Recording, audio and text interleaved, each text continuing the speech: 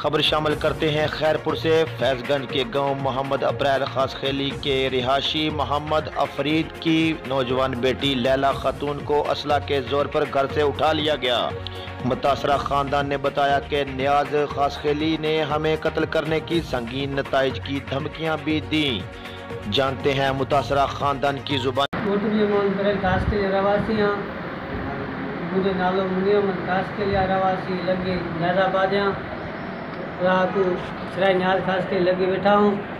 असांजी छोकरी बुजुर्ग खासखेली खड़ी आहे। इन गॾु वशाब खासखेली, एजाज खासखेली, अब्दुल रज़ा खासखेली ऐं इन ॿिया सौट गॾु अथसि। असां ॻोठारा पंहिंजा चाचो भाइटा सभु गॾिजी आहे सराय न्याज खासखेली वटि बंगले ते 2-3 माण्हू वठी असांजो हक़ कयो वञे, असांजी छोकिरी वापसि कई वञे। सराय न्याज असांखे धमकी ॾेई चुकियो आहे तव्हांखे माई वापसि न ॾींदासीं। असां ॻोठारनि खे वठी वरी वियासीं सुबुह जो सवेल वापस करो।